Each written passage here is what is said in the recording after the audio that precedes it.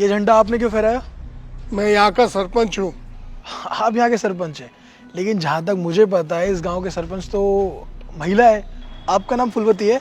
मेरा नाम मोतीलाल है। अगर आपका नाम मोतीलाल है तो आपने झंडा क्यों फहराया? ये अधिकार किसने दिया आपको? तो पूछने वाला होता कौन है?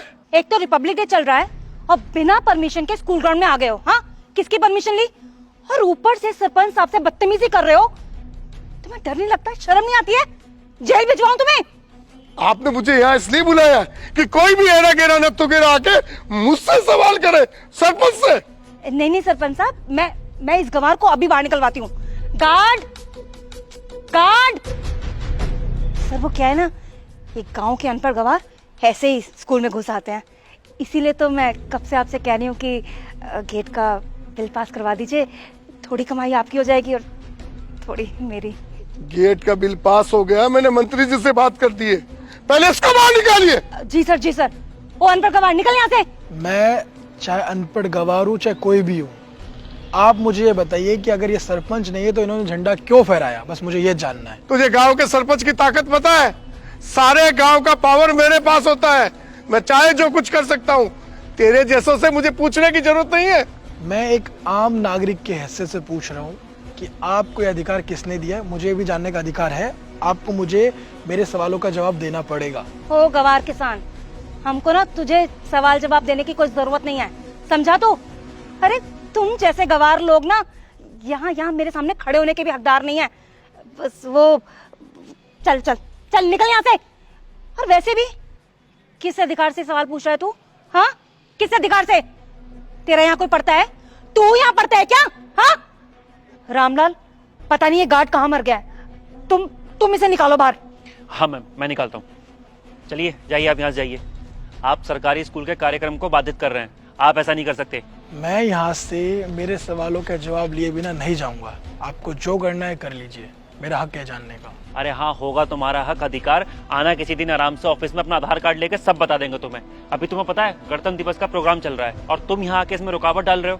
तुम्हें पता है सरपंच जी आए हुए हैं और बड़े बड़े अफसर आने वाले हैं और कलेक्टर साहब भी आने वाले हैं। और अगर तुम चाहते हो ना कि मैं पुलिस को ना बुलाऊं तो जाओ यहाँ से। जिससे बुलाना है बुला लो, मैं यहाँ से कहीं नहीं जाऊंगा जब तक सरपंच मुझे मेरे सवालों का जवाब नहीं दे देते। अच्छा, तो तू सरपंच से जुबान लड़ाएगा, बेइज्जती करेगा तू? मैडम, बहुत बेइज्जती होगी मेरी। मैं अभी मंत्री जी से बात करके आपको सस्पेंड करवाता हूँ। आपने लगा क्या रखा है? इसलिए मुझे बुलाया है? Sir please sir. क्या सर लगा रखा है? सरपंच की मजाक बहुत हो गई। सर मेरी नौकरी चली जाएगी सर, प्लीज आप मुझे 2 मिनट दीजिए, मैं अभी इस जाहिल गंवार को यहाँ से निकलवाती हूँ। 1 मिनट सर। सर कोई गांव का गंवार है, किसान कहीं का। निकल यहाँ से किसान, निकल। मैम आप गलत समझ रही हैं, ये क्या बोल रही हैं आप? चुप। तो हिंदी टीचर है ना, जाकर वहां खड़ी हो जा। तुझे पता भी है यहाँ पर कैसे काम चलता है? नई ज्वाइनी है ना तेरी, इसलिए तुझे पता नहीं है यहाँ गांव का स्कूल का मैनेजमेंट कैसे चलता है। हाँ, ये गांव के नीची जाति के लोग हैं, गांव के अंदर घुस आते हैं और सर हम लोगों से ऐसे बदतमीजी करते हैं। इन लोगों को सीधा करने के लिए इनके साथ यही होना चाहिए। पर मैम एक बार मेरी बात सुनने की कोशिश तो करिए कि मैं बोलना क्या चाहती हूँ। आजकल के बच्चे 2 अक्षर क्या पढ़ लेते हैं, नौकरी लग जाते हैं, बहुत बड़ा समझने लगते हैं अपने आप को। तुझे सरपंच की हैसियत का पता नहीं है। इस लुंगी वाले को तो मैं सबक सिखाता हूँ। अभी एसपी से बात करता हूँ मैं। आप दोनों जिनके साथ बदतमीजी कर रहे हैं ना, आपको पता भी है वो कौन है? कौन है? गाँव का किसान ही होगा, कोई IAS थोड़ी ना होगा। हाँ, कोई बड़ी तोप नहीं होगा और सरपंच से बड़ी तो कोई तोप हो ही नहीं सकता। ये मिस्टर आनंद मंडल है, IAS ऑफिसर। क्या?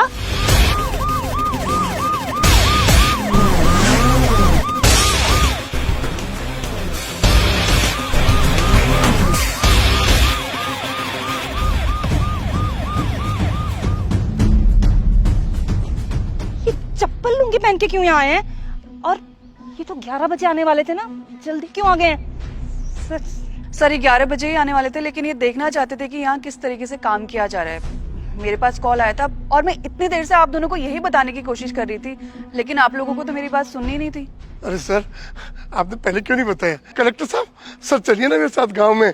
देखिए आप, मैंने गांव को यहाँ से वहां तक उठा दिया है, रोडें बनाई है मैंने, पानी का विकास कराया।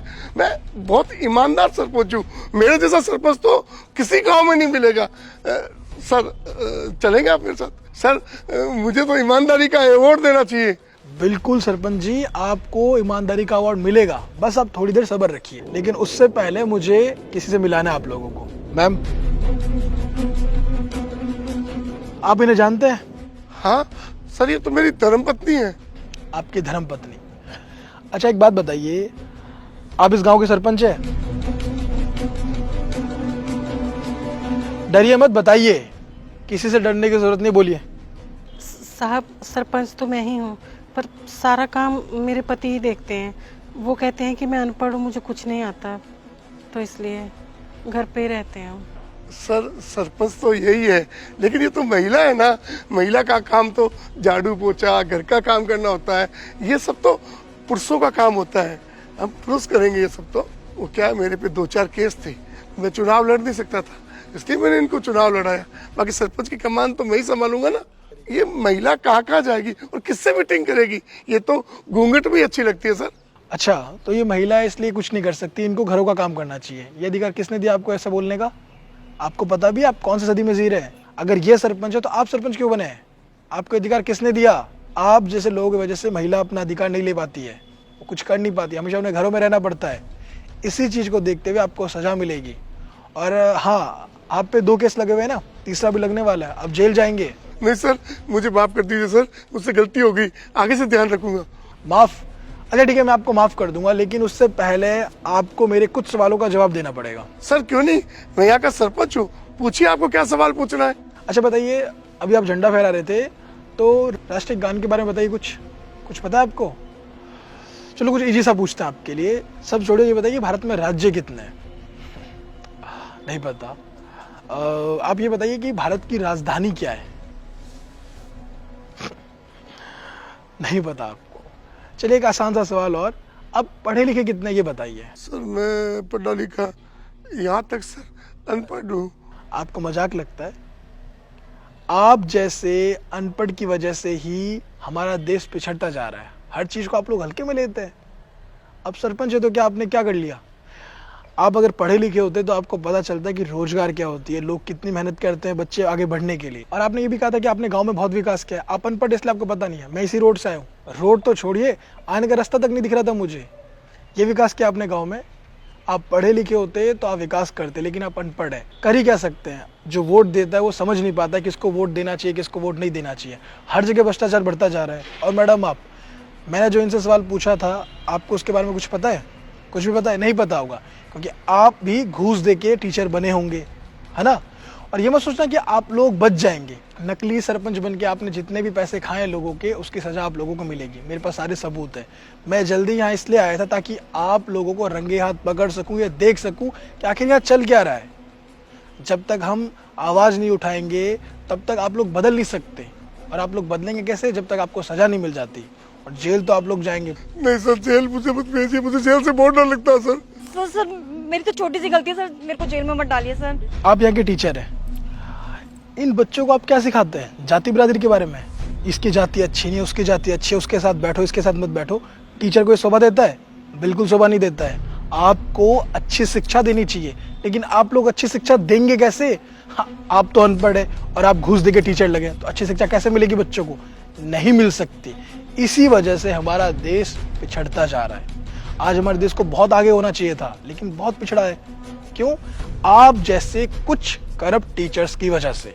बहुत से अच्छे टीचर्स भी, बहुत से अच्छे सरपंच भी है, लेकिन उनको मौका नहीं मिलता अच्छे काम करने का, क्योंकि आप जैसे लोग उनका हक खा जाते हैं। लेकिन अब ये और बर्दाश्त नहीं होगा।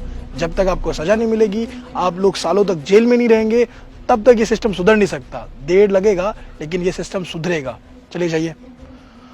लो, पुलिस भी आ गई आपको लेने के लिए। और आप लोगों को फेमस होने का बड़ा शौक है ना, और आप लोगों के इंटरव्यू के लिए मीडिया आ चुकी है। जल्दी से इंटरव्यू दे दीजिए कि आप लोगों ने क्या क्या किया है। लाखों करोड़ों रुपए आप लोगों ने खाए ना, जल्दी से भर देना, वरना तो कोई नहीं बचा सकता आप लोगों को। चलिए जाइए, करप्शन में पूरी तरीके से डूब चुके हैं आप लोग। चलिए जाइए। सर माफ कर दीजिए सर, प्लीज। सर मेरी कोई गलती नहीं सर, मुझे माफ कर दीजिए सर। हाँ सर, हमको माफ कर दो, गलती होगी, अब नहीं होगी। चाहिए, गेट आउट। जाइए, चुपचाप वहां बैठिए। बच्चों, आप अभी स्टूडेंट है, पढ़ाई करते हैं, लेकिन अब फ्यूचर में आप लोग भी नौकरी करेंगे, तो आप हमेशा एक बात ध्यान रखना, कभी भी किसी भी करप्ट लोगों का साथ मत देना। हमेशा ईमानदार रहना। अगर आप लोग ईमानदार रहेंगे तभी हमारा देश आगे बढ़ पाएगा। समझे? तो इसलिए ईमानदार रहिए, मन लगा के पढ़ाई कीजिए। जय हिंद। भ्रष्टाचार क्यों बढ़ता जा रहा है? क्योंकि हम इसके खिलाफ आवाज़ ही नहीं उठाना चाहते, इसलिए हर एक व्यक्ति भ्रष्ट होता जा रहा है।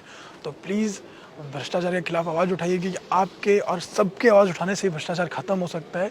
आज नहीं तो कल मुझे पूरा विश्वास है कि भ्रष्टाचार ख़त्म होगा, हमारा भारत बहुत आगे जाएगा, बिल्कुल भ्रष्टाचार मुक्त रहेगा। तो प्लीज़ साथ दीजिए और आवाज़ उठाइए, और इस वीडियो को सभी फ्रेंड के साथ, फैमिली का शेयर कीजिए, क्योंकि इसमें जो मैसेज है बहुत ही इंपॉर्टेंट है। जल्दी से इस वीडियो को सभी का शेयर कीजिए और हमारे यूट्यूब चैनल को सब्सक्राइब कीजिए, हमारे फेसबुक फॉलो कीजिए। हमेशा से मुस्कुराते रहिए, खुश रहिए। Thank you.